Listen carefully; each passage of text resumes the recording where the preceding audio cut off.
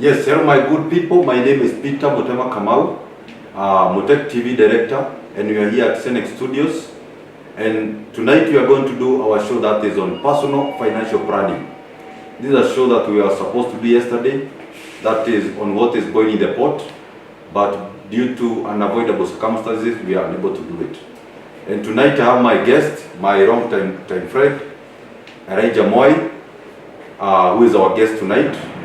And I know he is going to take us through what we call personal financial planning. Karibu sana Bwana Moi. Thank you, Peter. Yes. Good.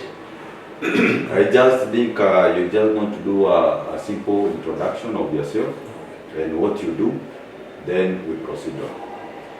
Good. Thank you, Peter, again for inviting me in the show. My name is Elijah Moi, a financial advisor, and as you've rightly put it, today we are going to discuss more on personal financial planning, and it's a very, very broad topic.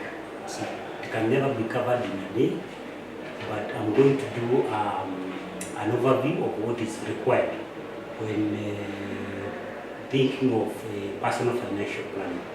So the very first thing to understand when talking of personal financial planning is the time we have for planning, and we have basically three main phases. The first phase is between age 1 to around age 20, 22, 23, and we have another phase between age 23 up to maybe 60, for others 65, and finally we have the last phase of our life, which is 65 up to possibly 80 or 90. So you are saying that we have three phases. That is as far as the financial journey is concerned. Okay. Because I strongly believe maybe our viewer might be asking what do we mean by personal financial planning. And I think maybe you can elaborate more on that so that we continue. All right. So personal financial planning is that process of organizing whatever small you get at the end of the month so that it can maximally work for you. That is the very simple definition. Yes. Okay. Now I have heard that you have talked about having three phases, and maybe let's start with the first phase. What is there in the first phase? All right. The personal financial planning. So between age 1 to 20, 22, 23, what we know is there's nothing really much we do for ourselves. The first thing is that you are schooling at that particular phase. And number two is that the clothing, the food is being catered by the parent. Yeah. Okay. So basically between that age, you are a consumer and you are consuming from the parent. Yes.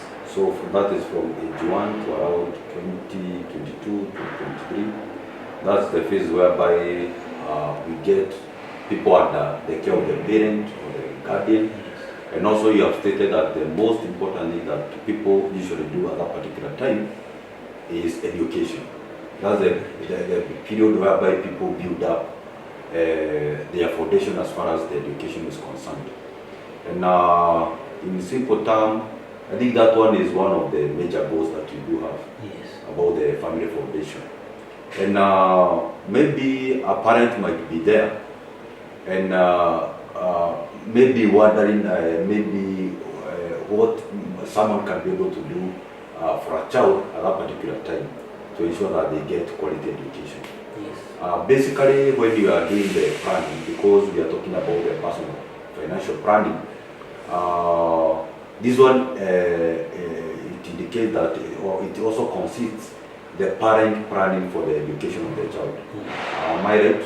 Yeah, you should. So, which are these avenues maybe a parent may use as far as planning the education of the child is concerned? Yeah, thank you, Peter. Again, what we know is that this phase is very, very expensive for a parent because everything is coming from his or her pocket.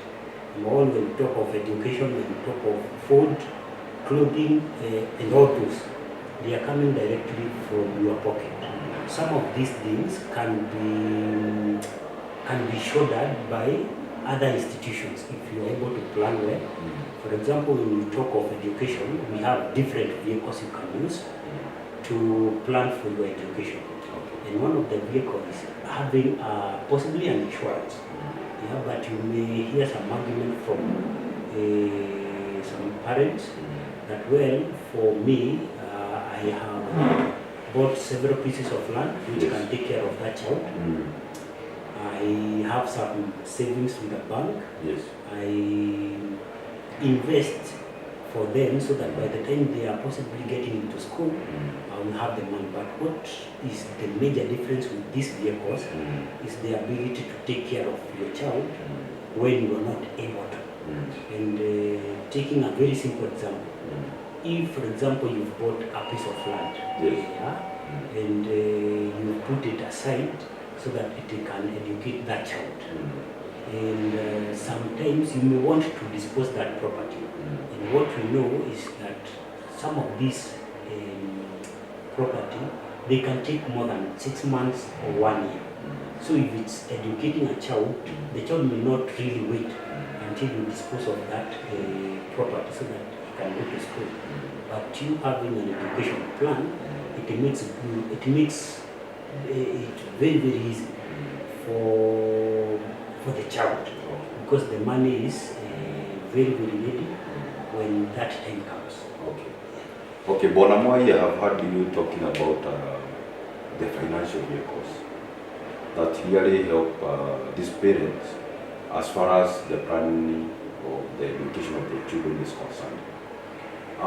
From where you started and also from the experience that you have, which one is the most appropriate institution or the vehicle to use as far as the education of the child is concerned, and also maybe which are the benefits associated also with the institution? Maybe someone may decide, because I strongly believe these vehicles, they have different benefits, and also depending on the kind of vehicle, maybe the parent can decide. From where you start, which is the appropriate financial or financial vehicle that you can advise a parent there outside as far as the education of their children is concerned? Okay, as for the vehicles, the very best institutions to use, number one is an insurance policy, and we want to make it easy for our people to understand what it does, and the difference. Suppose there's one parent, let us call him parent A, and we have another parent B. Parent A has possibly an insurance policy for the education of his child, and parent B has been putting some money in a circle so that when that time comes, the dividends that he will be getting, he can use that money to possibly spend them on the child's education. So the difference is this: for an education plan with an insurance, it gives you two main benefits. Benefit number one is that you are able to have a guarantee that whether you are there or not, the child will have to go to school. Because there are some visitors, sometimes they come unannounced. For example, if you lose your sight, everything changes. Sure. Assuming you had no education plan, no insurance, and possibly you lose your sight, what do you think would happen? It means that maybe that parent is unable maybe to do what he or she does each and every day, and also to support the child becomes a problem. Exactly. So what we know is that everything will change, and the responsibility that you are taking care of possibly may be transferred to who? To that child or to your better half. But what we know, sometimes even as we go around, you will hear a lady saying the responsibility of educating the child is whose? The dad's. So if you have an education plan, insurance, one thing is that you have a guarantee. even if you become incapacitated or permanently disabled, the responsibility of educating that child goes to the insurance, not to that child or the parent. If we talk of a circle taking care of that child's education, sometimes it becomes very, very difficult. Number one is if you really want to get money from a circle, it must be a loan. Because you don't redeem that money. Once you put in shares, you can't redeem that money as savings. So the argument of, well, I can use my dividends to educate that child, sometimes it's out of let me call it out of question, because of one thing. Dividends are the fruits of a very hard labor, a lot of sacrifice, a long time sacrifice. That money, instead of putting it towards school fees, which is a sunk cost, meaning that money will not come back. It's not an investment. That money would otherwise be used wisely if you are possibly building some small houses, rental houses, which can assist you after you retire. So the easiest way to manage education of your child is having an insurance. And today, when we talk of insurance, we are talking of something very, very minimal, from as low as 2,000, but of course they depend with your muscle, financial muscle, because 2,000 may not really take you anywhere. But if you can build the culture of putting something for the child, definitely it will assist you. I think that one is, you have done it in a very simple way, and also you have enlightened parents outside as far as the education of their child is concerned, because I strongly believe as a parent, the only investment you can do to your child is ensuring they get quality education. And we have come from eras whereby maybe property was sold for someone to go to school, a loan was taken for someone to go to school. But there is this question I have been asking myself. You get many people, when it comes to this discussion as far as the education of their child is concerned, you find them, it is not, they don't take it with the concern that is, they are supposed to take it. And the moment maybe the child is going to Form 1, that's a time now the parent now remember that I was supposed to do, because maybe it is the firstborn who is going to the Form 1, and also we have other children that are behind. And you get, many other times, you get this parent is overburdened, simply because this parent, there is something that he or she never did some years back that was supposed to be done. So to our viewers, the best financial vehicle to plan for the education of your child is through what Elijah Moy have said about an insurance. And as we go to phase 2, I just want to remind you that Mutekk TV and also Scenic Studios, we are located here at Juja Mall, that is the second floor. And if maybe you want an advert, you want us to come and do for you an advert. If you want, maybe you have an occasion, you want to do, maybe you want us to take a video of your occasion, photos, that is here in the studio, and also that is indoor, we usually do that. We are located here at Juja Mall, that is second floor. So Bwana Moi, as we continue now, because I heard you are talking about the second phase, now I want you to take us through now the second phase, because you have done now with the education of our children now, what you are supposed to do, and because you say it is a journey, now you drive now to here now the second phase. Okay. Yes. So when a parent Of course, when he's done with planning for the education, there's another part that is remaining. But before we go to that next phase, it's important to put it in a very easy way to understand for our viewers. Now, one is majority of us pays rent.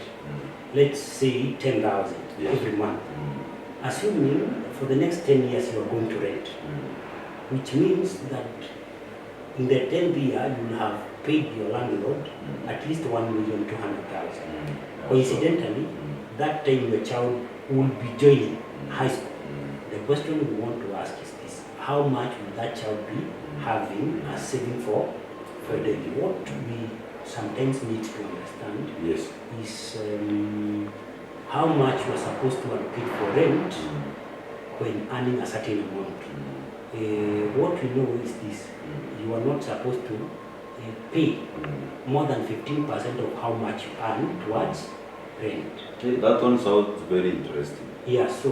And you are saying about 15%. That means maybe if someone is earning a salary of 100,000, that person is not supposed to exceed 50,000 as far as rent is concerned. Yes, continue. So, which means that if you do your budget, you can squeeze something from the rent and be putting it towards the education plan for your child. Because after all, that is your child. And you don't have a lot of options for educating that child. Remember, you only have two choices. When that child is joining high school or possibly college, as you've put it, majority of us dispose of properties which we bought at with sweated blood. So what we need to do is this: you can be putting something small. That is the first option. You'll be putting something small every month until that child possibly joins or reaches Form 1, or what we are referring to as junior secondary today. Yes. Alternative 2 is you can wait until that time comes and you go borrow the money from the bank or from your circle. One thing we know is, and I've said it again, education is a sunk cost. You put the money, there's no coming back. It's never coming back. So you'd rather do what? Be putting something small for that child. After what I know is this: your child would really feel bad if you started giving him stories that I don't have the money, yet all along you had you had the time. You had the time. So as having covered that phase, it is important to look at now what is the next most important thing. Two things that are guaranteed here. One is the education. As long as you have children, we know that you have to pay school fees. Number two, there's something else that we call retirement. That is guaranteed. Once you hit 60 or 65, whether you are employed or unemployed, there's a time that reaches and your body tells you no, it's enough. You have to transit. You have to transit now to something else. So that is why we are saying that another important thing that you really need to look at is the retirement. And retirement doesn't really apply for those who are employed. Actually, those people who should be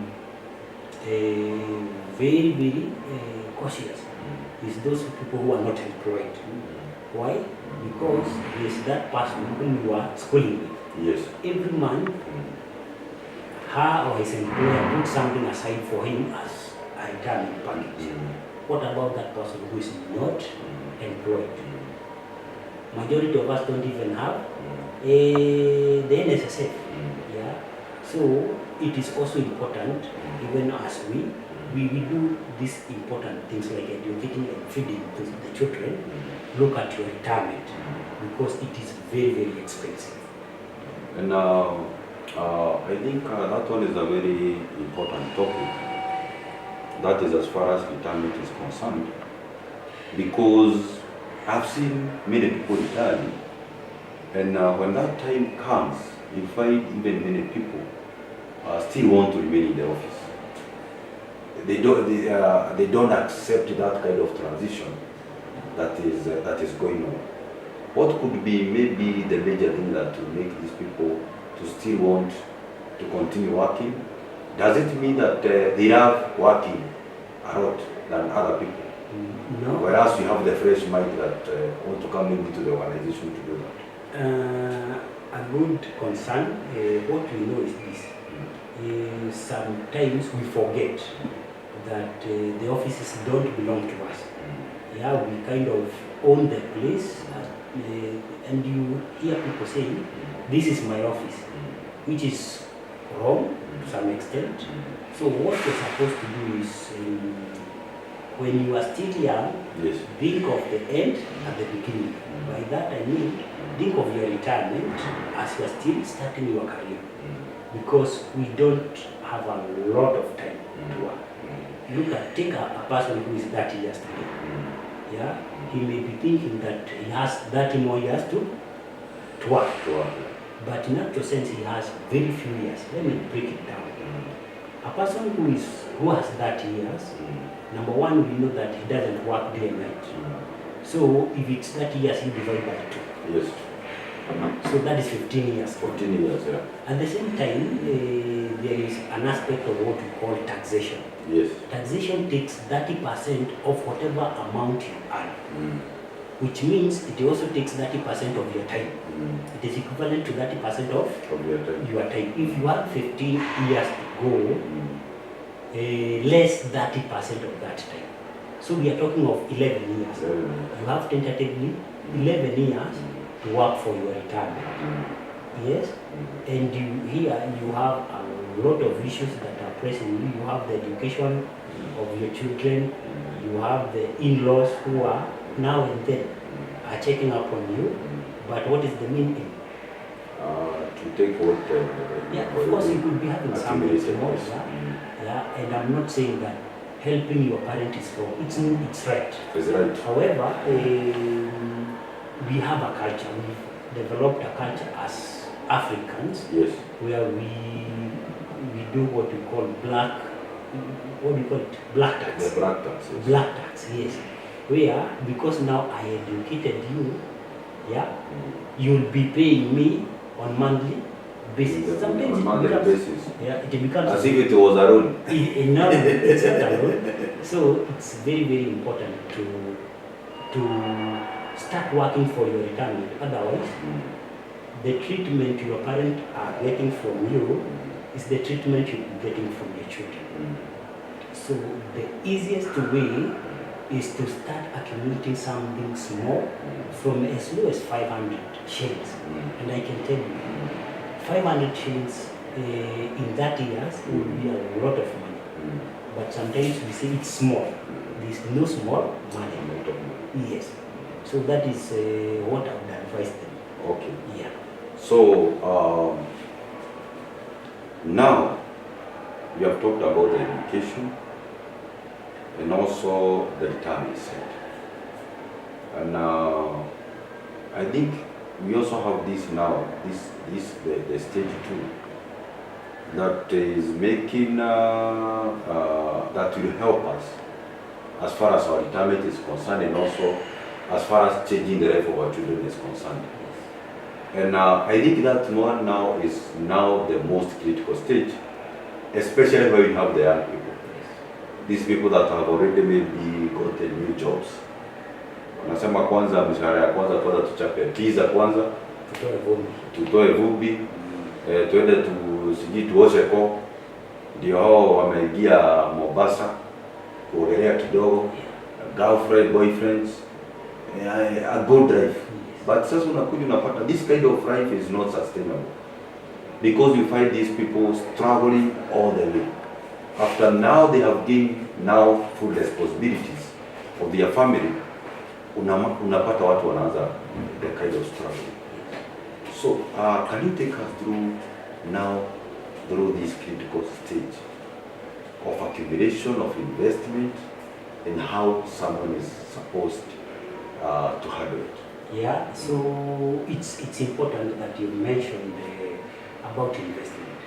So what we know is this: if you are relying only on your people, it becomes very difficult for you to develop. You have to expand, let me call it vertical, because one thing we know about the salary Yes. is that it will never be enough. Yeah, your employer does what fits you for only 21 days. At the same time, look at this. You receive money just once per month, 12 times in a year. 12 times. Yes, 12 times. So what does it mean? That in 365 days, you have a gap you have to fill of around 300 days. And that makes the difference between us, or the people who are employed, and the people who are not. The business people. The business people. The self-employed. Yeah. So you will find that these people touch money every day. At the same time, when it comes to the what you call the social activities, kuna mazishi, kuna rurasho, kuna all these things. The people who are self-employed interact very well with the people, or they have quite a social life. But what do you find with people who are employed? They really have time. So even when that person retires, Yes. because he has not had a good time with these people, he becomes a stranger.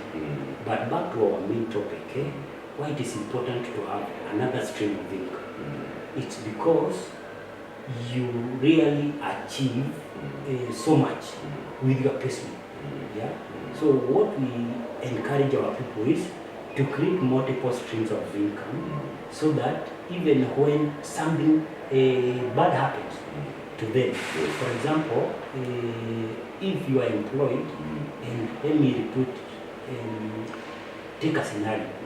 You are employed, you lose your sight. What happens? Your employer kicks you out. Is that true? Very true. So, because no employer wants liability. Hakuna usidanganye. Kabisa. The moment he discovers you are not achieving the responsibilities, Yes. he kicks you out. Yeah. What about the child that you have back at home? Yeah, he doesn't have another Still child. need to feed. Yeah, he still need to do what is Very true. important. Yeah. So what we are saying is this: try as much as possible to create streams of income that are more of a passive, or doesn't require your physical appearance. For example, you could be having money. Yeah. You could choose to do few of these things. One, you can open up a money market fund account. That one is a more passive investment. It doesn't require your presence, and it earns money even when you are sleeping. So that is one. We have others. That was just an example. So that passive income tries to reduce your burden when it comes to taking care of the children, yeah, and other social activities like mazishi, ratio, and all that. So my point is very simple.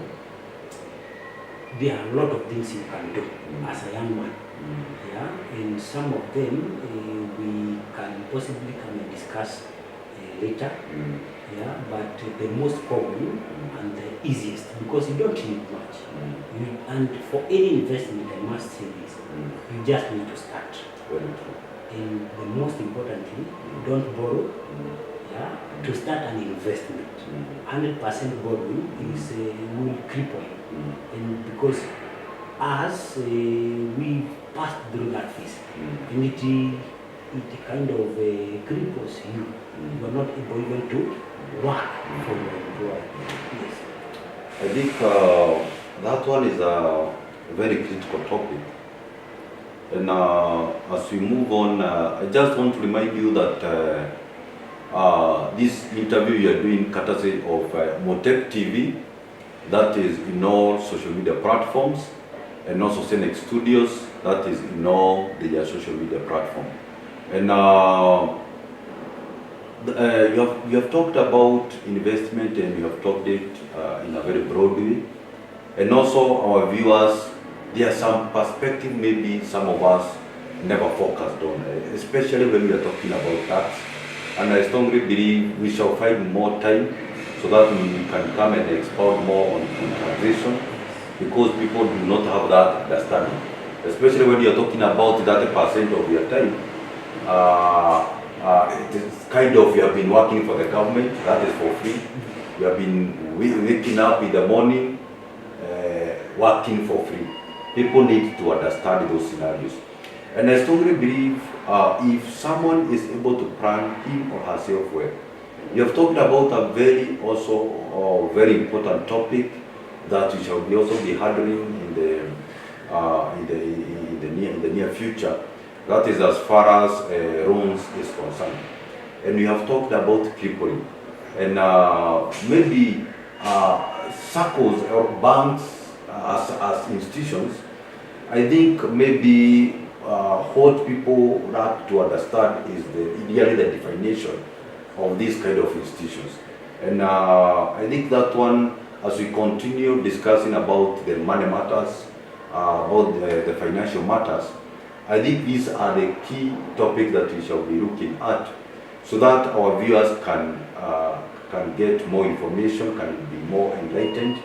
Kwa sababu unakuja unapata, nilikuwa nimepatana na watu mahali fulani, that is business people, and certain guys came and they said we are blah from certain insurance company, and we are here maybe to give you more information on investment, education, and also as far as retirement is concerned. And due to the economic status of these guys, and also the current situation also we have in our country as far as the economy is concerned, these guys were very bitter. And you could see the kind of bitterness as if this person, that institution did something wrong to this person. But when I went deeply to check the reason as to why maybe we had that kind of a response, I came to understand is simply because this person took a loan somewhere. He did not have even the purpose of taking the loan, and it made this person to get drained. So it is to a point whereby each and every coin that this person is getting is going to the repayment of the loan. And I strongly believe that one is a topic that we are going to discuss, so that we can enlighten our people, especially the young people, because I strongly believe they want to, those things that are coming very fast, of course, coming very fast and also going out very fast. And I think through this platform, I strongly believe that we are going to enlighten more our clients. So our viewers, you can drop your questions there. If you have maybe you have any question that maybe you'd like us maybe to answer, we shall be going through them and we shall be answering them. If you are there and you are looking for maybe someone who can be able to coach you as far as financial matters is concerned, we are here for you. And also, as we come at the end of this session, Bona Elijah, I want you to have a closing remark, and also maybe you can inform our viewers where they can be able to get you. Maybe if you are in the social platforms, so that maybe you can be able to enlighten them more. So, the closing remarks. So thank you so much, our viewers. What I would say is that it is good to have something. Yeah, there are a lot of opportunities that come along when you have some cash, liquid cash, yeah, with you. So the most important thing is to have someone who can be guiding you, because if you have an illness, of course there is where you go. You go to a hospital. If you need a spiritual, you have a spiritual problem, you go to spiritual leader, church. So also, when it comes to financial matters, you need someone who can be guiding you on the best roads you can take. Because some of these problems we face, which are financially related, Yes. they come as a result of not having someone who is guiding you. So if you have an institution, and you want us to take your staffs through, we are readily available. We charge a very small amount, but it's not equivalent to the value we give the people, because it becomes very, very easy for you to manage people who are financially literate, financially they know, they're educated. It becomes very, very easy as a HR. But if your staff are drained financially, you know what happens. So we also do the trainings on pre and post retirement, and when it comes to the payment, we can always talk. Because we also want to support the small businesses, and we have a variety of topics we can possibly cover. We have the personal financial planning. We have the taxation for those people who are set to retire, possibly in the next 2-3 years. Because again, there are a lot of taxes that comes with you withdrawing your pension. But that is a topic of another day. Maybe you can invite me again, and we can discuss more on that. Where we can be, okay, you can see me through my Facebook, Elijah Muredi, YouTube also, the same name, Elijah Muredi. And if you want to reach me out and discuss more, I can possibly give out my number. Yes, give them your number. My number is 0719 265 155. 0719 265 155. Thank you so much. Thank you, Bon Elijah. That one was Appreciate very insightful session, and we are grateful because of that. Thank you so much. Yes, to my viewers, thank you very much for that session that we had on personal financial planning. And I just want to inform you that we are here courtesy of Mutekk TV and also Scenic Studios. We are located here at Jujamo, that is second floor, and we have some line of activities that are done here. If you want to have shoot, that is the photo shoots, and also that is here in studio and also outside the videos. That is what we do. And maybe if you want even also to advertise your business, if you want to advertise maybe what you do, that door is open. So till next time, may God bless you. We love you so much. Keep on following us, and also keep on commenting on the comment section. And also remember to subscribe to our channels, that is Scenic Studios and also Mutekk TV in all our social media platforms. May God bless you. Have a nice time wherever you are watching us from. Thank you very much.